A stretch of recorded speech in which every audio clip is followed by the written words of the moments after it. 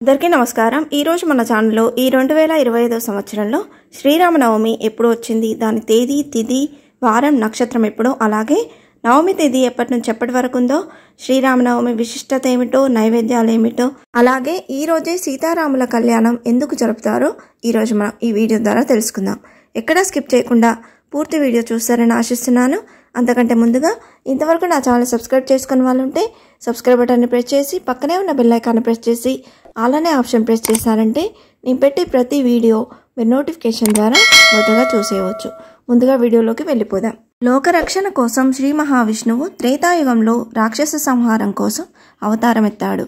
అలా త్రేతాయుగంలో మహావిష్ణువు 7వ అవతారమే శ్రీరాముడు। దశరథ మహారాజు కౌసల్యాదేవి సంతానంగా శ్రీరాముడు నవమి తిథి రోజు జన్మించినట్లు పురాణాలు చెప్తున్నాయి। శ్రీరామనవమి రోజే సీతారాముల కళ్యాణం కూడా జరిపిస్తారు। ఎందుకంటే ఆనాడే సీతారాముల కళ్యాణం జరిగిందని పురాణాలు చెప్తున్నాయి।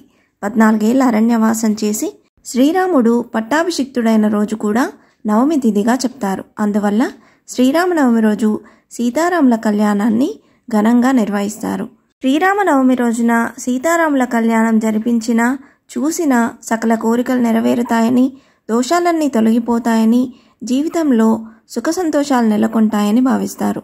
దేవుడిగా కాకుండా మానవ అవతారంలో మనుషులు పడే కష్టాలన్నీ ఆ రాముడు అనుభవించాడు।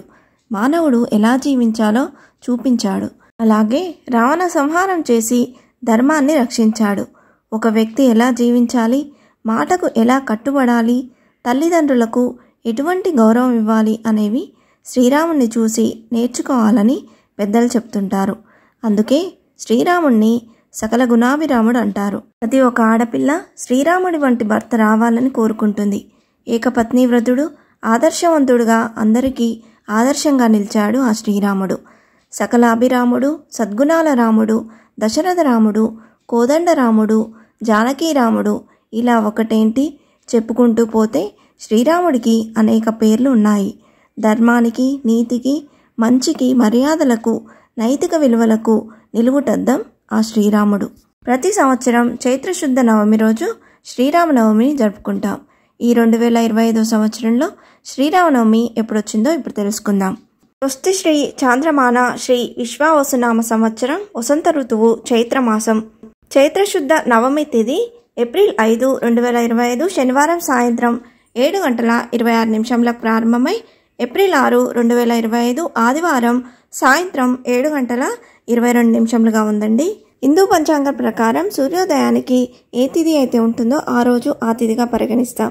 అయినప్పటికీ శ్రీరాముడు చైత్రశుద్ధ నవమి తిథిలో మధ్యాహ్నం వేళల్లో జన్మించాడు కాబట్టి ఈ 2025 సంవత్సరంలో శ్రీరామనవమి ఏప్రిల్ 6, 2025 ఆదివారం రోజున జరుపుకోనున్నాం।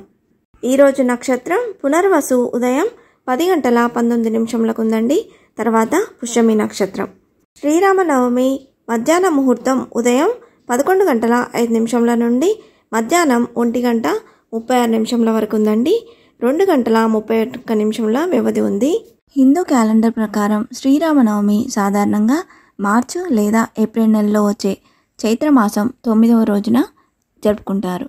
ఈ రోజున రాముడితో పాటు సీతాదేవి, లక్ష్మణుడు మరియు హనుమంతుణ్ణి కూడా పూజిస్తారు। శ్రీరామనవమి రోజున తప్పక పెట్టాల్సిన నైవేద్యాలు పానకము, వడపప్పు। దీని వెనక ఆరోగ్య రహస్యం కూడా దాగి ఉంది। ఇది వేసవికాలం కాబట్టి వీటిని ప్రసాద రూపంలో సేవించడం వల్ల మనుషుల ఆరోగ్యం, ఆయుష్, అభివృద్ధి కలుగుతాయని ఆయుర్వేద పండితుల అభిప్రాయం। పానకం విష్ణువుకి ప్రీతిపాత్రమైంది। పెసరపప్పు శరీరంలోని ఉష్ణాన్ని తగ్గించి చలవ చేస్తుంది, జీర్ణశక్తిని వృద్ధి చేస్తుంది, దేహ కాంతికి, జ్ఞానానికి ప్రతీక। పెసరపప్పును వడపప్పు అంటారు, అంటే మండుతున్న ఎండల్లో వడకొట్టకుండా వేడి నుండి కాపాడుతుందని అర్థం। పెసరపప్పు బుధగ్రహానికి ప్రీతిపాత్రమైనది। ఈ ఋతువులో వచ్చే గొంతు వ్యాధులకు పానకంలో ఉపయోగించే మిరియాలు, యాలకులు ఉపశమనాన్ని ప్రసాదిస్తాయని, ఔషధంగా పనిచేస్తాయని ఆరోగ్య నిపుణులు చెప్తున్నారు।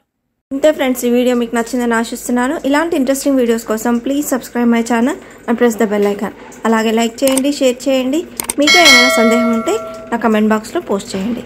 Thanks for watching.